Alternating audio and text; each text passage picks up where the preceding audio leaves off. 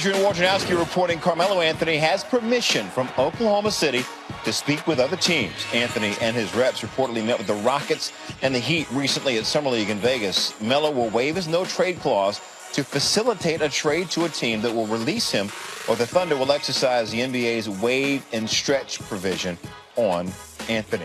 Brian Windhorst joining me now. Brian, we just heard that update from Woj, but take us through why the OKC Carmelo separation plan could be more complicated than meets the eye. Yeah, so what you're getting here is both sides are giving each other something. Melo is now freed up to talk to other teams to arrange a place for him to land. And Melo, who has a no-trade clause, is allowing the Thunder to go find a place to trade for him. Here's the issue, though. At the end of the day, today, Melo is a toxic asset. And in order for you to trade him, you're going to either have to attach some goodies, draft picks or cash, which the Thunder don't want to do, or you're going to have to take back your own toxic asset or assets in return. So before you run to the trade machine and figure out how your team can trade for Carmelo Anthony, realize that the only way this trade would go through is if it's to one of Melo's preferred teams, or if that team instantly will release Carmelo Anthony. And that's a big thing to swallow because he's got a $28 million guaranteed salary for this season. Hey, things seem to be really, really quiet surrounding the Spurs and Kawhi Leonard. What lies ahead next in this process as it plays out? Yeah, so the next important thing is 2 weeks from tomorrow, Jay, and that is the Team USA training camp. There's a get-together in Las Vegas at the end of this month. The brand new head coach of Team USA, Greg Popovich, on the roster and expected to be there for training camp, or at least to meet with his new teammates, Kawhi Leonard. Now, in the past, we have seen players who are in stalemates with their teams be excused. Most recently, Kevin Love in 2014, when he had demanded a trade, he was excused. That said, this is an opportunity, if they could somehow get in the same room together, of Greg Popovich and Kawhi Leonard working together, possibly finding some way to move forward. At the end of the day, the Spurs are going to want to exhaust all options before they trade Kawhi Leonard. They have not exhausted all options yet. And even if this ultimately doesn't mean a connection and Kawhi begs off and doesn't come to Las Vegas, it's something that the Spurs are looking to see if they can create something to build on. Okay, one more for you while I have you here. Sources tell ESPN the Rockets' initial offer to restricted free agent Clint Capella was in the 4 years, $60 million range. But he's looking for a $100 million contract, similar to the deal that Thunder big man Steven Adams received. What are the chances that the Rockets and Capella can close that gap a bit? The problem here is both sides are being reasonable. Clint Capella is worth that $100 million deal that Steven Adams got a couple of years ago. But the Rockets look out there and see there's nobody left who can make him that offer. And the offer is, your market is what you can get out there on the open market, and he can't get that offer. And so the Rockets are playing hardball. It's hard to be a restricted free agent. It's really hard to be a restricted free agent in 2018 when there's not space out there. Capella really has two options here. He can take his qualifying offer, which would mean he would leave $15+ million on the table this year that he could earn, and then become an unrestricted free agent in a year. Or he could just hold out, waiting for the Rockets to come up with a higher offer. Maybe that's August, maybe it's October, maybe it's later. We've seen both weapons used. Neither one of them are good for this relationship, so hopefully there's a middle ground. But right now there's a lot of acrimony there. All right, we'll keep watching that. Brian Windhorst, thank you for all that. Appreciate you, brother. Change. Doris Burke joins me now from the Las Vegas Summer League. And Doris, we continue to wait on Kawhi Leonard, but those Lakers do have the assets to pair him alongside LeBron. I mean, how aggressive do you think Lakers brass should be in this situation? Well, Sage, to your point about those assets, to get an elite two-way player in Kawhi, even though we don't know where he is physically, the reality is you're going to have to give up something, and something valuable. But the one piece I would refuse to give up is Brandon Ingram.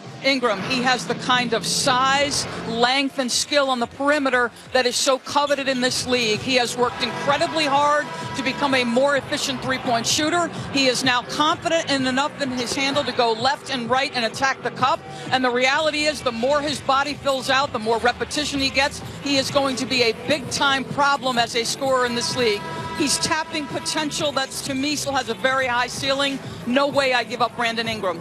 Yeah, you are definitive about that. Don't even ask about Brandon. Okay, on another topic, Doris, according to Adrian Wojnarowski, the Thunder granted Carmelo Anthony permission to meet with prospective teams. That includes Houston and Miami. I mean, we keep hearing about Houston.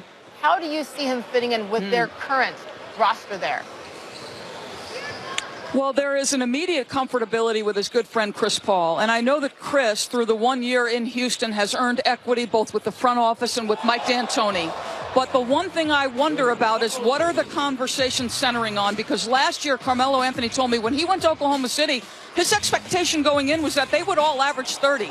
I don't see that happening. What I'm curious about is, can they access Carmelo Anthony's post game, his mid-range game into that offense, or is he going to be a spot-up shooter? And the content of those conversations fascinate me. I hope it comes out eventually, Sage. Yeah, me too. Hurry up, guys. Okay, tonight, on the call there in Vegas, 2 games, Kings, Grizzlies.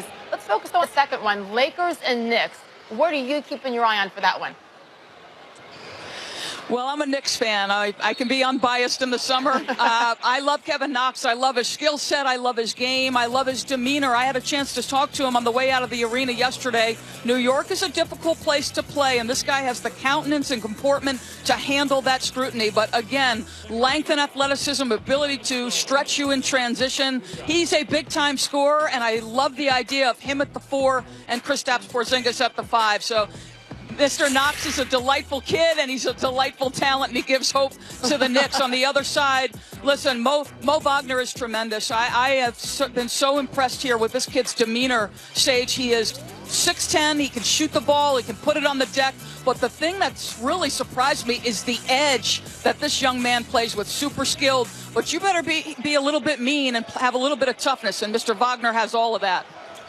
So completely unbiased Doris Burke today. That Nick Fandom may or may not come through. We're allowed to do this in Summer League. Doris Burke with Mark Jones in the call tonight. Both games live on ESPN2. Thank you, Doris. Enjoy.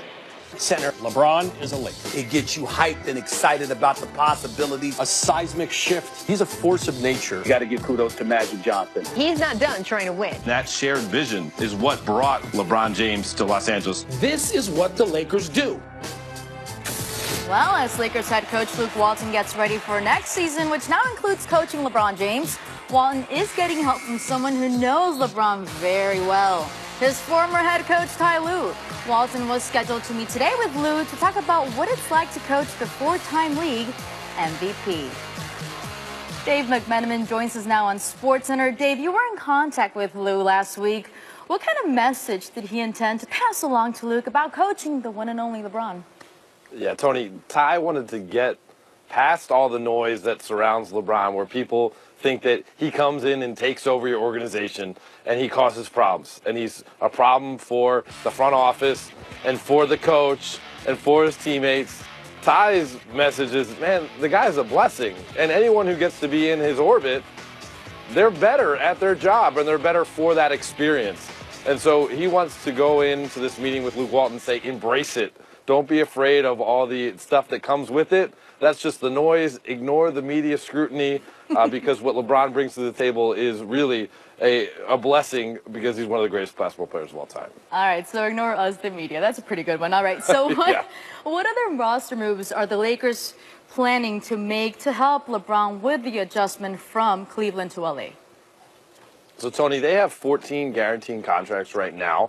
And, of course, we've known for weeks they've been pursuing this Kawhi Leonard trade. And that would involve sending out multiple pieces and perhaps taking back less pieces. And that could open up more roster spots. And, you know, there's a guy who played for the Cavs with LeBron James who lives in the South Bay out here in Los Angeles in the summertime. And he went to college with Luke Walton. That's Richard Jefferson. And that's someone who, you know, there's some interest on the Lakers' part if things shuffle out the right way, and they do have that open roster spot to bring him in, and he would be a guy who could bridge the gap if there ever did exist over the course of a tough season, Richard could be that guy to kind of mend fences between Luke and LeBron. Ooh, the fun continues for the Lakers. Far from over. There's Dave McMenamin with the insight. So let's hop on the SportsCenter Express for a look back at who's been at the helm for the King. In the first 2 seasons in the league, Paul Silas has led the Cavaliers. Cleveland missed the playoffs in each season, marking the only time a LeBron James-led team missed the postseason. Mike Brown then took over for the Cavaliers for the next 5 seasons, reaching the 2007 finals and winning Coach of the Year in 2009. LeBron then took his talents to South Beach, where Eric Spoelstra led him for the next 4 seasons. The duo won 2 NBA Finals together for the Heat. David Blatt was the head coach when the King returned to the Cavs ahead of the 2014-15 season with the promise of bringing a championship to Cleveland.